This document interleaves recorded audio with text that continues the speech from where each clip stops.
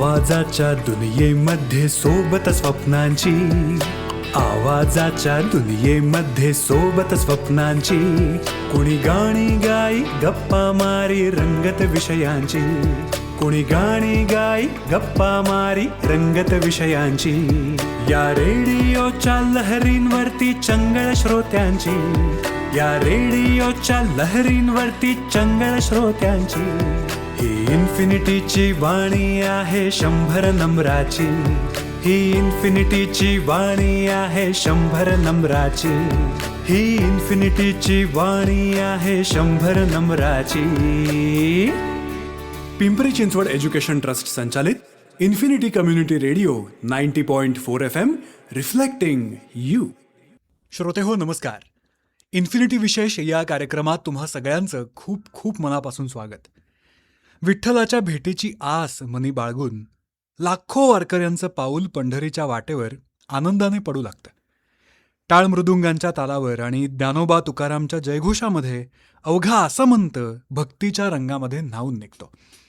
ऊन असेल, वारा असेल, पाऊस असेल, कशाचीही तमा न बाळगता चैतन्याचा हा अक्षरशः महासागर चंद्रभागेच्या तीराकडे धाव घेतो. तिथे पोहोचल्यावर विठुरायाचं ते सावळं रूप डोळ्यात साठवून प्रत्येक जीव हा सुखावून जातो आणि त्याच्या जन्माचं सार्थक होतं. शेकडो वर्षांपासून चालत आलेली ही वारी हा एक आनंद सोहळा आहे. आजच्या इन्फिनिटी विशेष या कार्यक्रमामध्ये आषाढी वारी एक आनंद सोहळा हा विशेष कार्यक्रम आपण ऐकणार आहोत. याचं लेखन केलंय संजय चांदगुडे यांनी, तर सहभागी कलाकार आहेत नरेंद्र आमले, स्मिता कुलकर्णी आणि साक्षी देवरे. जय जय विठ्ठल जय हरी विठ्ठल जय जय विठ्ठल जय हरी विठ्ठल विठ्ठल विठ्ठल विठ्ठल विठ्ठल विठ्ठल विठ्ठल विठ्ठल. नमस्कार मंडळी. माणूस आयुष्यभर दैनंदिन व्यवहारात काम करताना कुठल्या ना कुठल्या गोष्टींवर श्रद्धा ठेवून जगत असतो. म्हणजे अगदी शिशु अवस्थेत सुद्धा त्या बाळाची आईवर श्रद्धा असते आणि म्हणूनच तो पूर्ण विश्वासानं आईवर अवलंबून असतो. अंधश्रद्धा नसावी, पण श्रद्धा मात्र तुम्हाला जगण्याचं बळ देते. त्याचं एक छोटंसं उदाहरण बघा. कथेचं शीर्षक आहे, तुमच्या दुकानात देव मिळेल का. एक 5-6 वर्षाचा छोटा मुलगा हातात 1 रुपया घेऊन एका किराणा दुकानात जाऊन उभा राहिला. दुकानदारानं त्या मुलाला विचारलं, बाळा, काय हवंय तुला. त्या मुलानं दुकानदारालाच विचारलं, तुमच्या दुकानात देव मिळेल का. दुकानदार थोडा चक्रावला आणि चिडलाच. त्यानं मुलाला ओरडून दुकानातून हाकलून दिलं. मग तो मुलगा दुसऱ्या, तिसऱ्या, चौथ्या, 5व्या असं करत करत 15-20 दुकानं फिरला. प्रत्येक दुकानासमोर जाऊन एकच विचारायचा, तुमच्या दुकानात देव मिळेल का. शेवटच्या दुकानात एक म्हातारे आजोबा बसले होते. त्यांना पाहून या लहान मुलानं विचारलं, आजोबा, तुमच्या दुकानात देव मिळेल का. त्या आजोबांनी विचारलं, अरे बाळा, तुझ्याकडं किती पैसे आहेत. मुलानं प्रांजळपणानं सांगितलं, 1 रुपया आहे माझ्याकडे. मग त्यांनी मुलाला जवळ घेत विचारलं, बाळा, तुला देव कशाला हवाय आणि तू देव विकत घेऊन करणार तरी काय आहेस. प्रश्न ऐकून मुलाला खूप बरं वाटलं. त्याच्या आशा पल्लवित झाल्या. आता आजोबा असं विचारतायत म्हणजे नक्कीच याच्या दुकानात देव असणार असं त्याला वाटलं. त्यावर तो म्हणाला, या जगात मला माझ्या आईशिवाय कोणीच नाहीये. रोज माझी आई कामाला जाते आणि माझ्यासाठी जेवण घेऊन येते. पण कालपासून ती हॉस्पिटलमध्ये ॲडमिट आहे. उद्या जर का माझी आई गेली तर मला जेवण कोण देईल. आणि डॉक्टर म्हणाले की आता फक्त देवच तुझ्या आईला वाचवू शकतो. म्हणून मी देव शोधतोय. आहे ना तुमच्या दुकानात देव.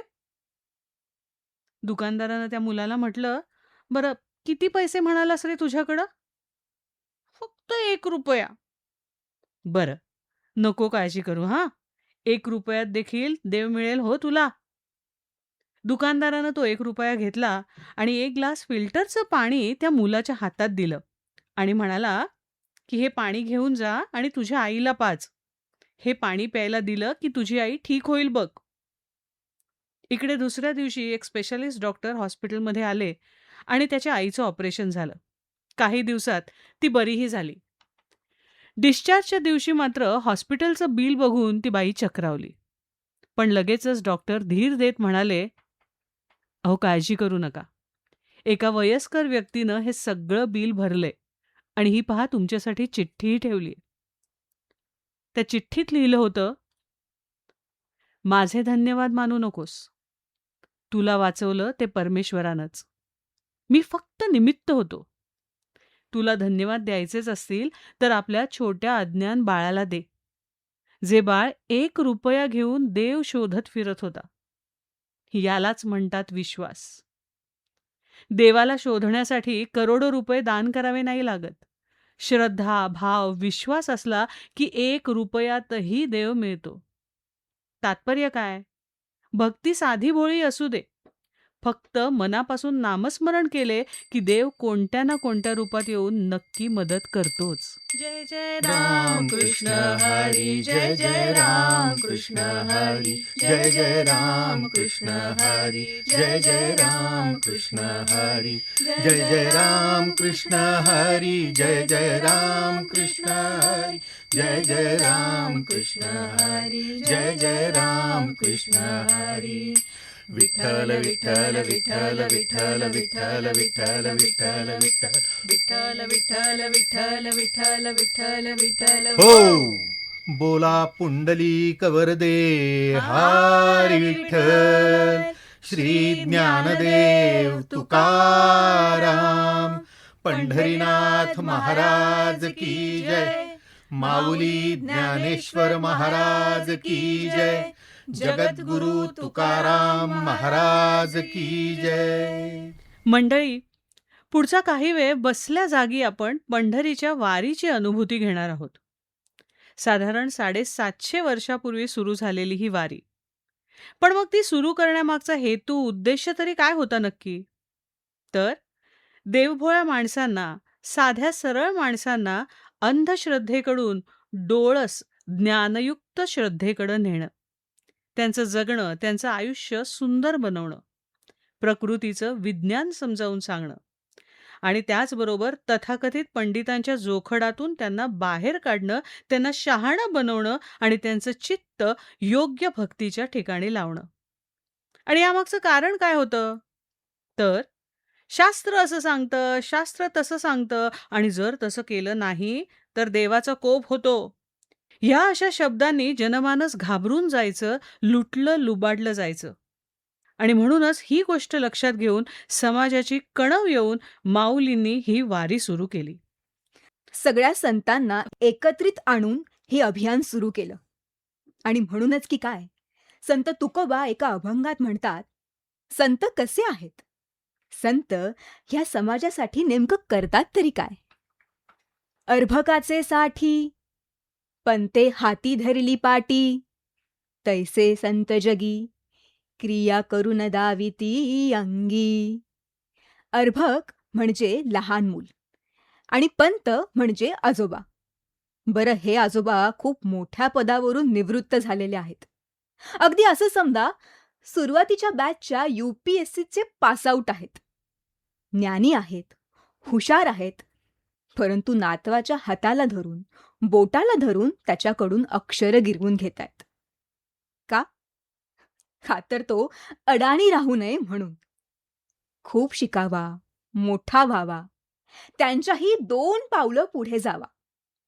एखाद्या विषयात नामांकित शास्त्रज्ञ व्हावा, त्यानं संशोधन करावं, समाजाच्या कल्याणाचं काम करावं. तर ह्या आजोबांप्रमाणे समाजाच्या बोटाला धरून समाजाला शिकवतात, त्यांना योग्य वाटेवर चालायला शिकवतात ते हे संत. आणि त्यामागे कारण काय? तर ह्या साध्या सरळ माणसांबद्दलचा कळवळा आणि त्यांच्याप्रती वाटणारी कणव. तुकाराम महाराज एका दुसऱ्या अभंगात म्हणतात, बुडते हे जन न देखवे डोळा, येतो कळवळा म्हणूनिया. इथं बुडते हे जन म्हणजे खरोखरीचे पाण्यात बुडणे नव्हे, तर नागवले जाणे, लुबाडले जाणे. एका बाजूला ज्ञान उपलब्ध आहे आणि हे सगळं दिसत असूनही जर त्यांच्याबद्दल वाईट वाटलं नाही, त्यांचा कळवळा आला नाही, तर संत म्हणून आमचा काय उपयोग? आणि म्हणूनच पुढच्या अभंगात तुकाराम महाराज विज्ञानाचा दाखला देतात. नवसे कन्या पुत्र होती, तरी का करणे लागे पती. इथं अंधश्रद्धा, नवस आणि बुवाबाजीवर तुकाराम महाराज परखड प्रहार करतात आणि जीवनात वैज्ञानिक दृष्टिकोन आणि प्रयत्नांचं महत्त्व अधोरेखित करतात. आणि जर फक्त नवसानं मुलं होत असती तर पती पत्नीला एकत्र राहण्याची गरजच काय? माणसाचं जीवन हे निसर्गाच्या नियमानुसार म्हणजेच विज्ञानानुसार चालतं. नवसाच्या नावाखाली होणारी फसवणूक, प्राण्यांच्या हत्यांची अघोरी प्रथा या अभंगातून महाराज नाकारतात. आणि म्हणून माणसानं अंधश्रद्धेच्या मागं न धावता विवेकाचा वापर करून विज्ञानवादी दृष्टिकोन वापरावा, प्रयत्नांवर विश्वास ठेवावा, बुवा बाबांच्या सांगितलेल्या दैववादावर नाही. याचप्रमाणे नवसानं मूल होत नाही असं जेव्हा तुकोबा सांगतायत, त्याआधी साधारण 300-350 वर्ष ज्ञानदेवांनी मानवी शरीराचं विज्ञानच सर्वांना समजावलं होतं. ज्ञानदेवांनी फक्त वारकरी संप्रदायाचा पायाच रचला नाही, तर या संपूर्ण समाजाला या मानवी जन्माचं म्हणजे देह उत्पत्ती, शरीरशास्त्र समजावलं. सूक्ष्म जीवशास्त्राचे सिद्धांतच त्यांनी ज्ञानेश्वरीत मांडून ठेवले.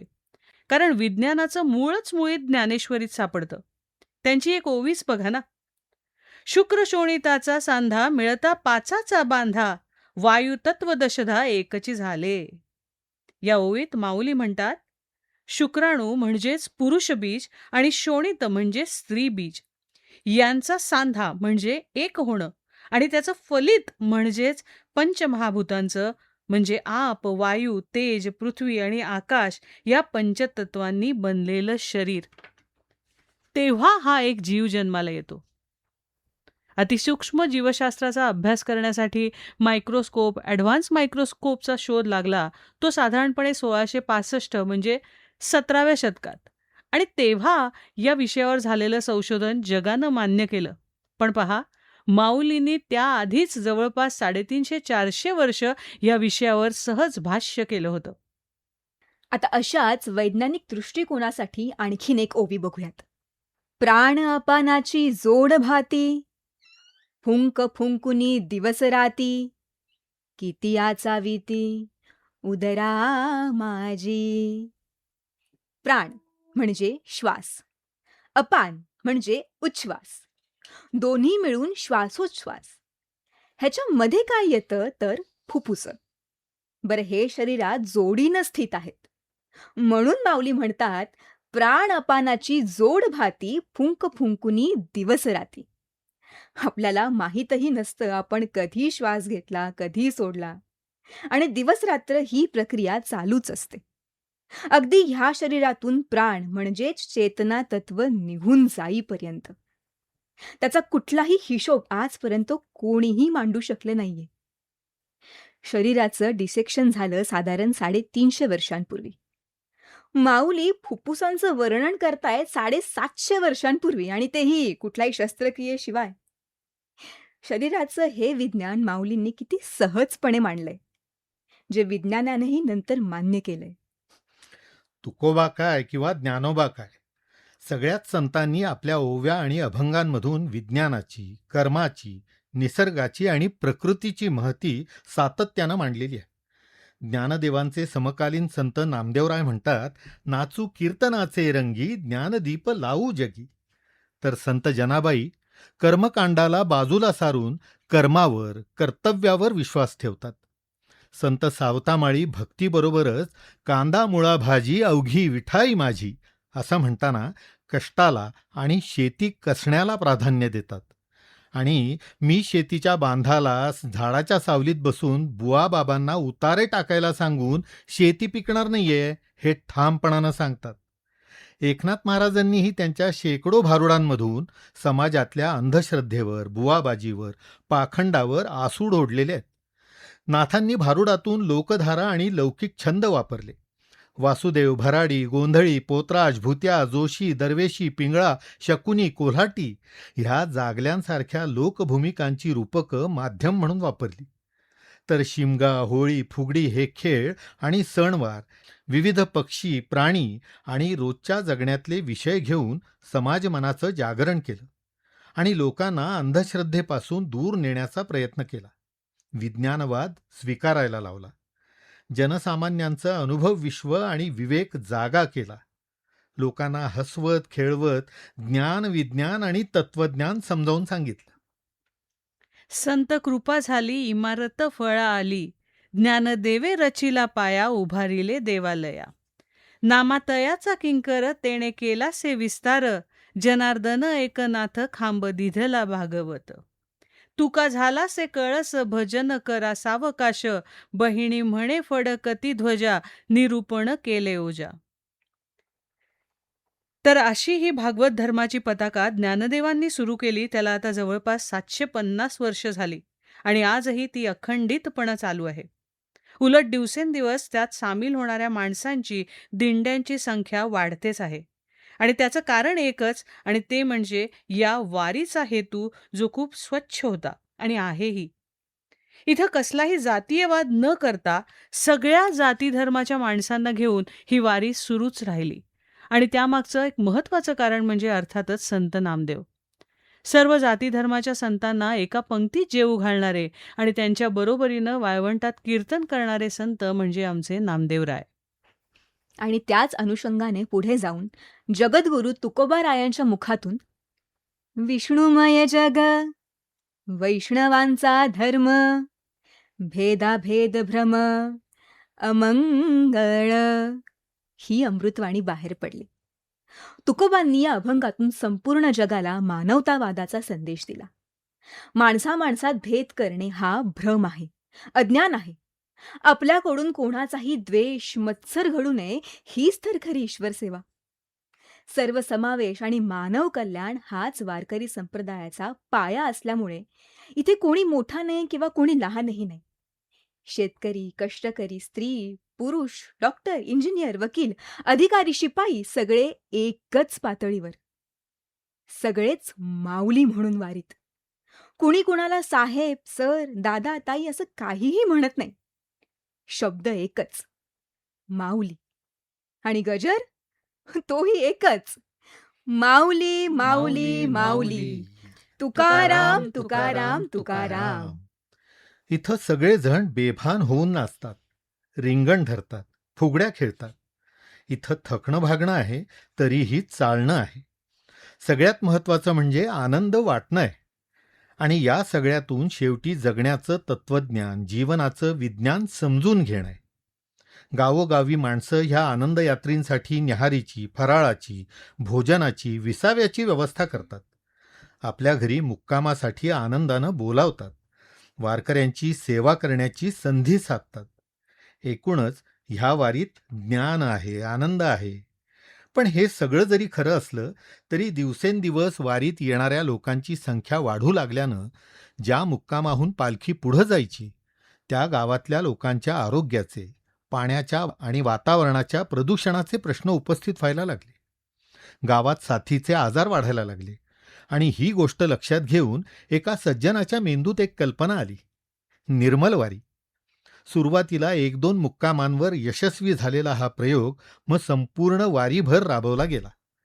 फिरती शौचालयं आली, त्यामुळं उघड्यावर होणारी घाण बंद झाली आणि त्याबरोबरच वारीच्या मार्गावर होणारं जलप्रदूषण आणि साथीच्या आजारांचं प्रमाण घटलं. वारकरी म्हणजे सरळ साधा माणूस, पण ह्या उपक्रमामुळे प्रत्येक गावकऱ्याला आपल्या गावाच्या स्वच्छतेचं महत्त्व पटलं. आणि वारकऱ्यांना फक्त स्वच्छतेची सवयच लागली नाही, तर ते ह्या स्वच्छतेच्या कामात सहभागी सुद्धा व्हायला लागले. या योजनेत सांडपाण्याचं नियोजन, कचऱ्याचं वर्गीकरण, स्वच्छतेचं आधुनिकीकरण यावर विशेष भर देण्यात आला.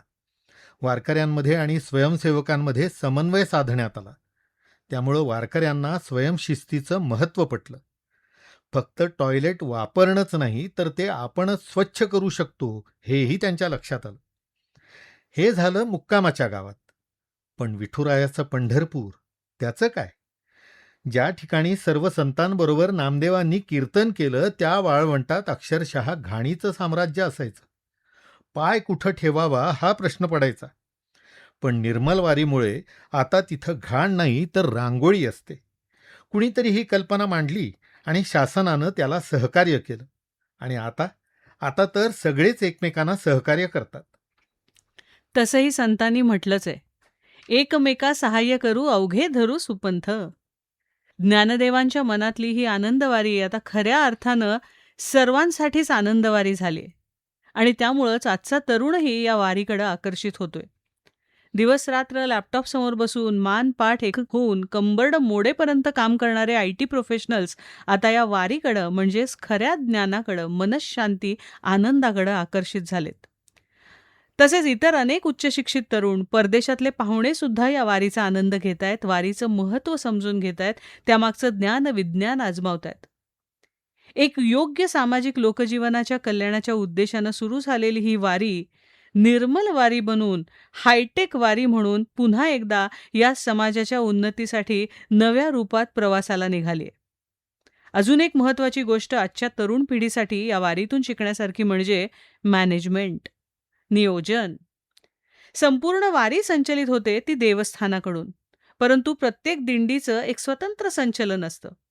दिंडी प्रमुख त्याचं नियोजन करतात. पालखीची सकाळी प्रस्थानाची वेळ ही वारी प्रमुख ठरवतात, तर जेवणाच्या वेळा, विश्रांती ह्याचं नियोजन दिंडी प्रमुख करतात. गर्दीवर नियंत्रण ठेवण्यासाठी, चेंगराचेंगरी यासारख्या घटना रोखण्यासाठी शासन प्रणाली काम करते. अर्थात यावर वारी प्रमुखांचंही नियंत्रण असतंच. आज एवढी वर्ष शिस्तीत चालणारी ही वारी, हा सोहळा, याला एकदाही गालबोट लागलेलं नाहीये. त्याचं महत्वाचं कारण म्हणजे वर्षानुवर्ष वारकऱ्यांनी जपलेली स्वयंशिस्त. कुठल्याही मॅनेजमेंटमध्ये सगळ्यात महत्वाचा घटक जर कुठला असेल तर तो म्हणजे सेल्फ डिसिप्लिन. आणि म्हणूनच वारीचा आनंद घ्यायचा असेल तर शिस्त ही पाळायलाच हवी. आणि हे सर्वांनीच पाळलं तर संपूर्ण सोहळा एक उत्तम मॅनेजमेंटचं उदाहरण म्हणता येईल. आणि म्हणूनच या आधुनिक संकल्पना सुद्धा शिकवणारी ही आपली पंढरीची वारी. कुणी कुणाला काही न सांगता सगळे एकमेकांना समजून घेतात, फक्त आत्मानंदासाठी. वारी म्हणजे केवळ एक प्रवास नसून आत्मशुद्धीचा आणि समतेचा सोहळा आहे, जो स्वयंस्फूर्त व्यवस्थापनावर चालतो. खरंच श्री संजय चांदगुडे यांनी पंढरीची वारी म्हणजे केवळ धार्मिक यात्रा नसून ती महाराष्ट्राची सांस्कृतिक आणि आध्यात्मिक चळवळ, एक आनंद सोहळा कसा आहे हे अतिशय छान या लेखातून सांगितलंय. खरंच डोळस श्रद्धा कशी असावी हे सगळ्या संतांनी आपल्याला वेगवेगळ्या पद्धतीनं सांगितलंच आहे. तसंच जगण्याचा विचार करताना सुद्धा हे जे काही सगळं आपल्या भोवती आहे, अनेक रूपात वावरणाऱ्या त्या देवाचं माझ्या श्रद्धास्थानाचं आहे याची जाणीव जागृत ठेवून आपण विचार केला ना, तर मग मात्र सौ हर्षदा पंडित यांच्या आपल्या जगण्यालाच वारी असं त्या म्हणतात, त्यांच्या मी वारकरी या कवितेत. ऐकूया. जन्म आणि मरण या 2 स्थानकांमधल्या प्रवासात अनेकदा भेटलास तू असंख्य रूपात. कित्येकदा भिजवलंस विविध भावरंगात. अवचित अवतरलास अनुभवांच्या पाठात. तो प्रत्येक अनुभव म्हणजे वारीच होती अरे. लौकिक अलौकिकाच्या फेसाळ लाटा, भवसागरात सगळ्याच रे अशक्य वाटा. कमरेवर हात ठेवून तू हसत म्हणतोस, बुडणार नाहीस तू कमरे एवढ्या पाण्यात. तरीही अनुभव घे एकदा खोलवर बुडी मारण्यात. ती प्रत्येक बुडी म्हणजे वारीच होती अरे. तू म्हणालास कर्मण्येवाधिकार असते. तू म्हणालास कर्मण्येवाधिकार असते. खरंच सांग, फळाची आशा खरंच कुणाला रे नसते. तरीही चुकत माकत अन कधी वाकत कर्माची ओझी वाहताना रंगीबेरंगी फळांच्या आशेनं बऱ्यापैकी मजल मारली. ती मजल म्हणजे एक वारीच होती अरे. चुका आणि अपराध ठेचही लागली अनेकदा. मला वाटलं तुझं दुर्लक्ष झालंय बहुधा. पण दूरवरून तुझ्या कृपेचा किरण उशिरा का होईना पोहोचायचाच. त्या किरणापर्यंत माझं पोहोचणं म्हणजे वारीच होती अरे. सुखदुःखांच्या आंदोलनाचे टाळ वाजताना अंगभर भिनली तालाची सवय. संसार कीर्तन सांभाळून तुझ्या मृदुंगाची सम गाठताना कधी बिघडलीही लय. ही सम पकडणं हा तुझा नाही तर माझा हट्ट होता. त्या समेपर्यंत पोहोचणं ही वारीच होतीये रे. तुझ्या सावळ्या चेहऱ्याची एक रेखीव प्रतिमा आहे मनात. त्यावरचे ते कृपार्त डोळे सतत पाठलाग करतात. माझ्यावर नजर आहे ह्याची खात्री आहे, कारण सारं काही तुझ्यावरच सोपवलंय. तू दिलेली विवेकाची वीट शक्यतो नाहीच सोडली. विटेवर ते स्थिरावणं ही देखील वारीच होतीये रे. तरीही वाटलं एकदा, म्हणून आलो तुझ्या दर्शनाला. भक्तांच्या समुद्रात तुझं माऊलीपण शोधायला. तुझ्याकडं पाहताना दिसलं माझंच लेकूरवाळं प्रतिबिंब. अंगा खांद्यावरचा तो गोपाळ मेळा वात्सल्यात चिंब. तुझ्या गोपाळांच्या जागी माझ्या खांद्यावर मात्र असंख्य कर्तव्य होती. आणि नजरेमध्ये संभ्रमाबरोबरच अनेक प्रश्नचिन्ह होती. त्या साऱ्यांची उत्तरं तुझ्या पायाशी सापडली. ती उत्तरं शोधणं ही एक वारीच होतीये रे. तूच खांद्यावर दिलेल्या पालखीचा भोई म्हणून जगताना माझे सारे रस्तेच बदलले तुझ्यापर्यंत येताना.